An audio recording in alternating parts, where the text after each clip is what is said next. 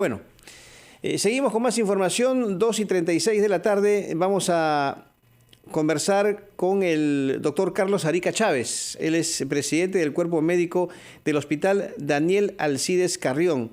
Está ubicado en el Callao. A ver, hay problemas, hay una crisis que dificulta la atención de los pacientes. ¿Cómo está, doctor Arica? Bienvenido, muy buenas tardes.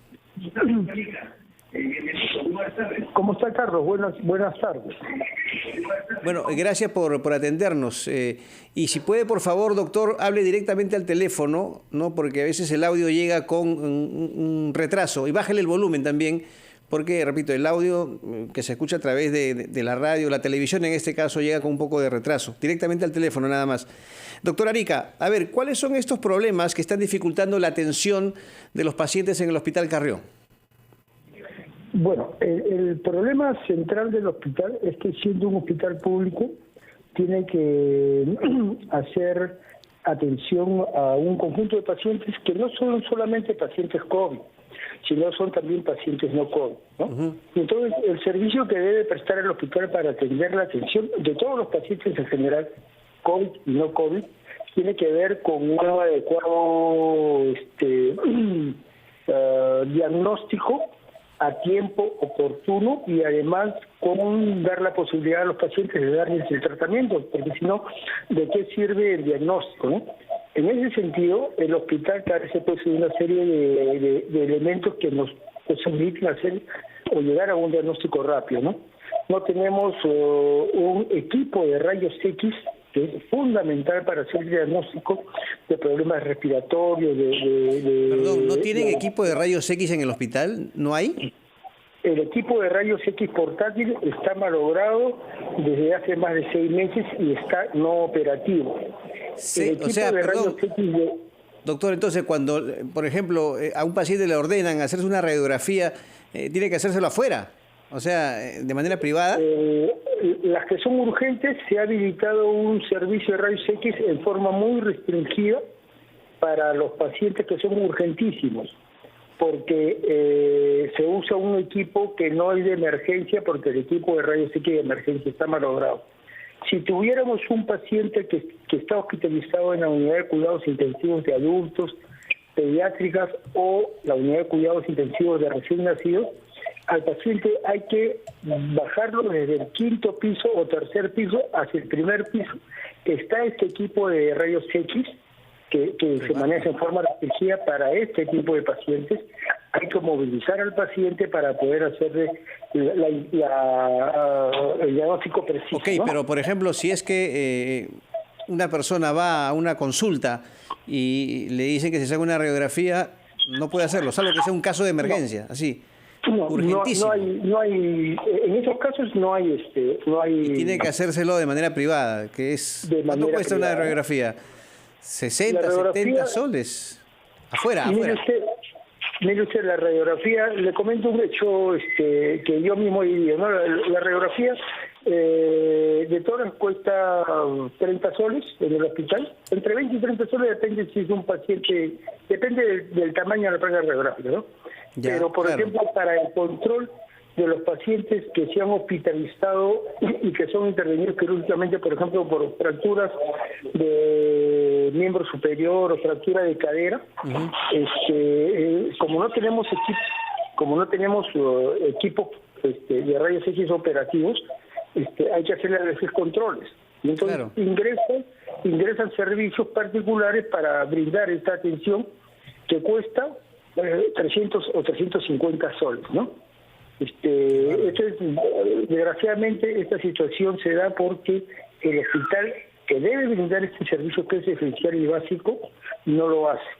Entonces el médico pues simplemente solicita el examen correspondiente y el paciente busca la forma de cómo subsanar esto, ¿no?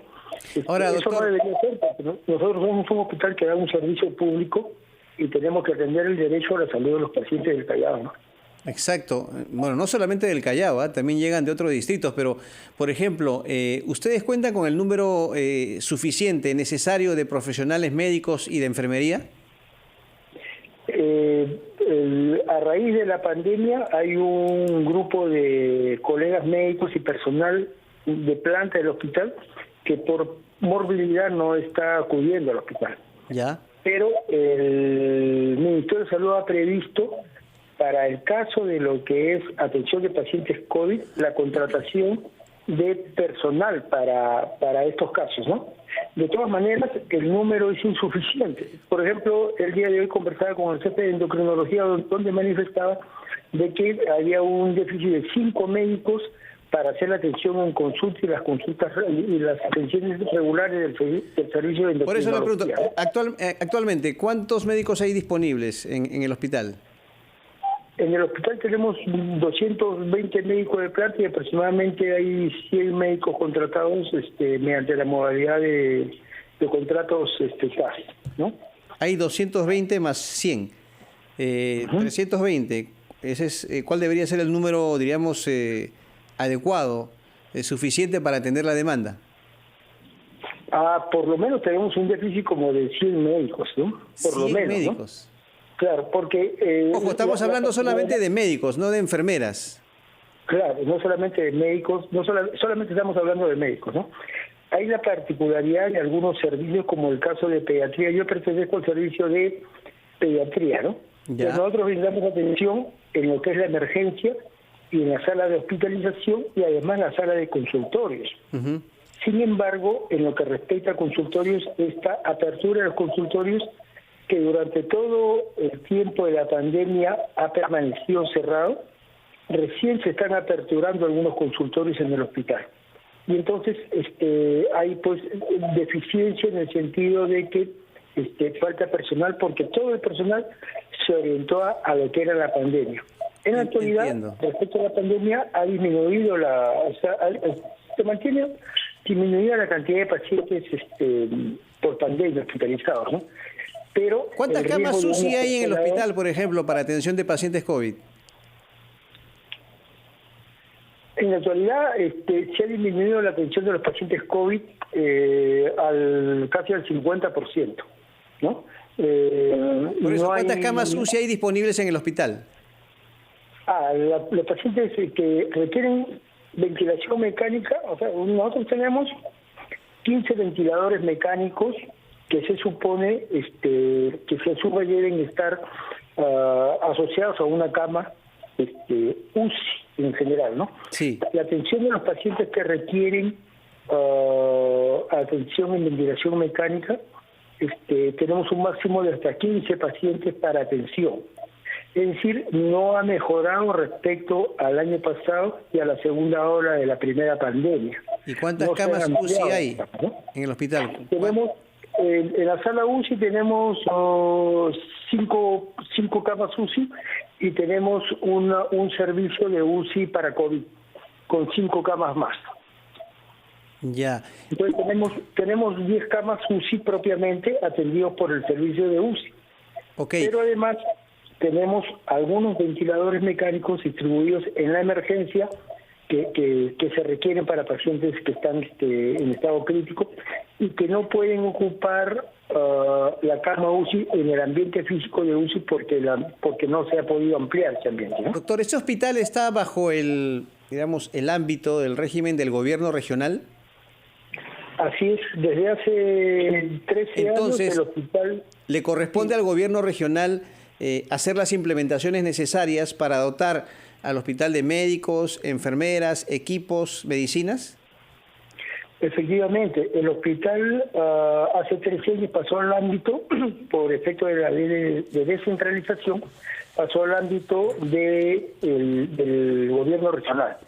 Pero desde hace 5 o 6 años la situación se ha agravado enormemente porque el hospital ha adquirido una deuda de aproximadamente 45 millones de soles que tenemos con los proveedores de los servicios de laboratorio, de farmacia, de rayos X. De modo tal que este gobierno regional, que en los últimos 2 años y medio que está en ejercicio del poder, no ha sido capaz de poder resolver esa situación, ¿no? Es una deuda que se arrastra, cierto, desde hace años, el anterior gobierno regional. pero alguien tiene que sentarse, y esa es responsabilidad del gobierno regional, para tratar de solucionar el problema y resolverlo, ¿no? O sea, simplemente sentarse a resolver, reconocer una deuda y hacer un cronograma de pago que definitivamente es un servicio que se ha brindado. Claro, doctor Arica, una última pregunta, muy concreta, por favor. ¿Cuál es su opinión, usted como médico, parte del personal de salud, cuál es su opinión sobre esta decisión de aplicar una tercera dosis al personal sanitario y también, por supuesto, a los adultos mayores? Pero ustedes, médicos, están expuestos continuamente. ¿Se va a aplicar esta tercera dosis? ¿Cuál es su opinión? Creo que es una expectativa que cumple con las necesidades del personal de atención que está haciendo fundamentalmente el COVID, que es el personal de riesgo, ¿no? Es cierto que con las vacunas que nos han aplicado, nosotros hemos recibido la vacuna de Sinopharm desde el mes de marzo y abril. Desde entonces ha disminuido tremendamente la hospitalización de los trabajadores de salud en general en los servicios hospitalarios, ¿no? La vacuna es una buena vacuna y es efectiva, ¿no?